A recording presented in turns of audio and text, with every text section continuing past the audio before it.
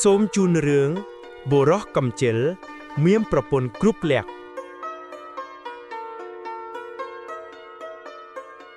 កាលពីព្រេងនាយមានបុរសម្នាក់ឈ្មោះសុកជាមនុស្សខ្ជិលឆោបំផុតគេមិនដែលជួយធ្វើការងារអ្វីឡើយក្រៅពីដេកនិងស៊ីឪពុកម្ដាយរបស់គេមានការព្រួយបារម្ភយ៉ាងខ្លាំងពួកគាត់ភ័យខ្លាចថាកូនប្រុសម្នាក់នេះនឹងគ្មានអនាគត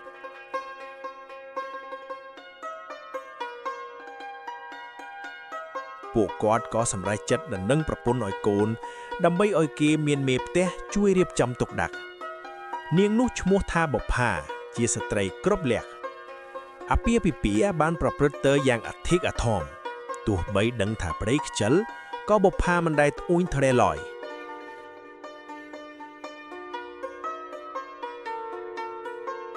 ក្រោយរៀបការសុកនៅថាមិនព្រមធ្វើការងារដដែលគេទុកឲ្យប្រពន្ធធ្វើការងារម្នាក់ឯងយ៉ាងហត់នឿយបុប្ផាមិនដែលជេរស្ដីប្តីឡើយតែនាងបានរកល្បិចមួយដើម្បីកែប្រែគេនាងចង់ឲ្យគេចេះស្រឡាញ់ការងារថ្ងៃមួយនាងនិយាយទៅកាន់ប្តីថាបងអើយបងជួយទៅកាប់ឆ្ការព្រៃធ្វើចំការមួយកន្លែងទៅនាងនិយាយដោយពាក្យផ្អែមល្ហែមបំផុតដោយសារស្រឡាញ់ប្រពន្ធសុកក៏យល់ព្រមទៅកាប់ឆ្ការព្រៃគេកាន់ពូថៃដើរទាំងបង្ខំចិត្តប៉ុន្តែដោយសារភាពខ្ជិលគេកាប់បានតែបន្តិចបន្តួចក៏ដេកលក់បាត់ទៅគេភ្លេចអស់នៅពាក្យសន្យាជាមួយប្រពន្ធភរិយាដឹងរឿងនេះក៏មិនបន្ទោសដែរតែនាងបានរៀបចំម្ហូបអាហារយកទៅឲ្យប្តីនាងចង់លើកទឹកចិត្តប្តីដោយភាពអត់ធ្មត់បុប្ផាដើរទៅដល់កន្លែងធ្វើការរបស់ប្តីឃើញគេកំពុងដេកលក់យ៉ាងស្កប់ស្កល់នាងមិនខឹងឡើយតែបានដាក់អាហារទុកក្បែរគេពេលសុកភ្ញាក់ឡើងគេឃើញមានម្ហូបអាហារជាច្រើនមុខដាក់នៅក្បែរខ្លួនគេមានការភ្ញាក់ផ្អើលយ៉ាងខ្លាំងបុប្ផាបាននិយាយដោយថ្នមថាបងខំធ្វើការហត់ហើយញ៉ាំបាយឲ្យឆ្អែតទៅពាក្យសម្ដីរបស់នាងធ្វើឲ្យសុកមានអារម្មណ៍ខ្មាស់អៀនដោយសារភាពខ្មាស់អៀននិងការលើកទឹកចិត្តរបស់ប្រពន្ធសុកចាប់ផ្ដើមកាប់ឆ្ការព្រៃបន្តិចម្ដងគេចាប់ផ្ដើមមានកម្លាំងចិត្តធ្វើការនាងជាប្រពន្ធមិនដែលខៀវច្អូឡើយគឺតែងតែរៀបចំម្ហូបអាហារឆ្ងាញ់យកទៅឲ្យប្តីដល់កន្លែងធ្វើការជារៀងរាល់ថ្ងៃហើយថ្ងៃទៀតសុកក៏ខិតខំធ្វើការកាន់តែខ្លាំងឡើងផ្ទៃដីចំការក៏រីកធំឡើងជាលំដាប់ពេលដីចំការបានកាប់ឆ្ការរួចរាល់នាងជាប្រពន្ធក៏បានយកគ្រាប់ពូជទៅដាំដុះនាងត្រៀមខ្លួនដាំដំណាំយ៉ាងយកចិត្តទុកដាក់សុកក៏ចាប់ផ្ដើមជួយប្រពន្ធដាំដំណាំផងដែរពួកគាត់ធ្វើការជាមួយគ្នាយ៉ាងមានសាមគ្គីភាពមិនយូរប៉ុន្មានផៅដំណាំក៏ចាប់ផ្ដើមលូតលាស់យ៉ាងស្រស់បំព្រងវាជាលទ្ធផលនៃការខិតខំប្រឹងប្រែងរបស់ពួកគាត់សប្បាយរីករាយជាខ្លាំងនៅពេលឃើញផៅដំណាំហត់ឲ្យយ៉ាងច្រើនកកនេះជាដំណាក់កាលដំបូងនៃភាពជោគជ័យ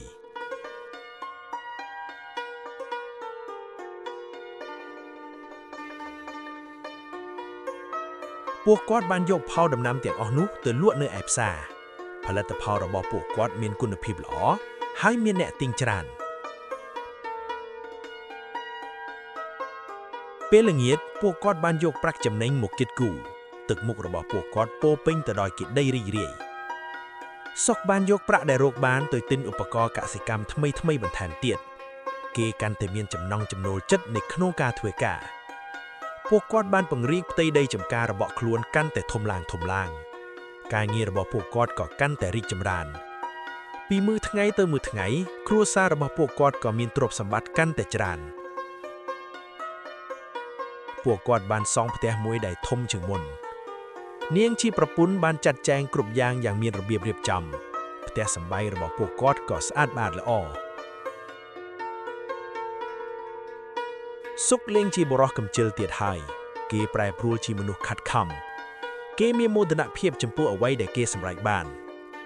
ពួកគាត់មិនត្រឹមតែមានទ្រព្យសម្បត្តិទេថែមទាំងទទួលបានការគោរពពីសំណាក់អ្នកភូមិផងដែរគ្រួសារដែលធ្លាប់តែក្រីក្រនិងមានប្តីកំជិលឥឡូវនេះបានប្រែជាមានបានពួកគាត់រស់នៅយ៉ាងមានកិត្តិយសសុកដឹងថាភាពជោគជ័យនេះគឺបានមកពីការលះបង់និងប្រាជ្ញារបស់ប្រពន្ធខ្លួនគេដឹងគុណបុប្ផាយ៉ាងខ្លាំង មិនត្រឹមតែមានបានសម្រាប់ខ្លួនឯងពួកគាត់ថែមទាំងចែករំលែកដល់អ្នកជិតខាងចាត់សម្ព័ន្ធរស់របស់ពួកគាត់ដើម្បីសុសសាយឪពុកម្ដាយរបស់សុកមានសេចក្តីត្រេករយ៉ាងខ្លាំងពួកគាត់ស្ទើរតែមិនជឿថាកូនប្រុសកំជិលប្រែជាឧស្សាហ៍បែបនេះសុកបានក្លាយជាគំរូដ៏ល្អសម្រាប់យុវជនក្នុងភូមិគីបង្រៀនកញ្ញាឲ្យចេះតស៊ូហើយស្រឡាញ់ការងារ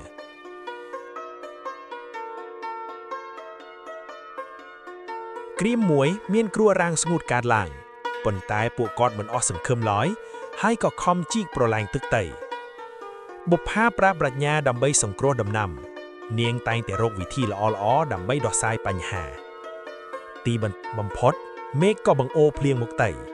ការខិតខំប្រឹងប្រែងរបស់ពួកគាត់មិនអស់សារបង់ឡើយញាក់ភូមិបានរៀបចំពិធីភូមិយ៉ាងសប្បាយរីករាយគ្រប់គ្នាអបអរសាទរចំពោះភាពជោគជ័យរបស់ពួកគាត់សុកតែងតែប្រាប់គេឯងថាការងារគឺជាកំបត់គេចង់ឲ្យអ្នកដទៃប្រែប្រួលដូចរូបគេដែរបុប្ផានឹកភ្ញុកដល់ថ្ងៃដំបូងដែលនាងព្យាយាមកែប្តីនាងមានមោទនភាពដែលបានបំពេញតួនាទីជាភរិយាគ្រប់លក្ខ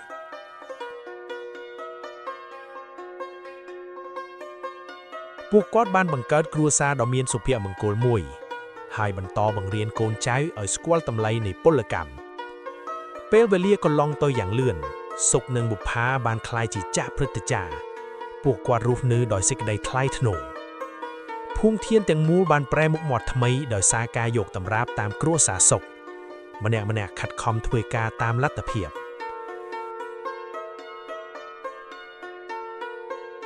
បុប្ផាតែងតែរំលឹកកូនចៅអំពីប្រវត្តិដើមនាងបង្ហាញថាសេចក្តីអត់ធ្មត់គឺជាកំបត់ទ្រព្យសម្បត្តិក្នុងពិធីដកហូតផលអ្នកភូមិតែងតែអញ្ជើញពួកគាត់ជាអធិបតីដើម្បីជាកិត្តិយសដល់អ្នកដែលផ្ដើមភាពឧស្សាហ៍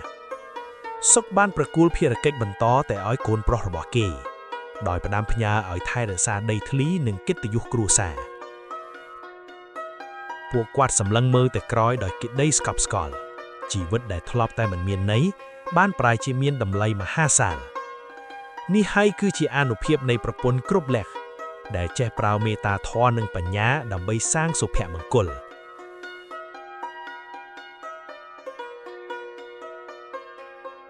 រឿងរ៉ាវរបស់ពួកគាត់បានចារទុកក្នុងប្រវត្តិសាស្ត្រដើម្បីទុកជាមេរៀនសម្រាប់មនុស្សជំនាន់ក្រោយ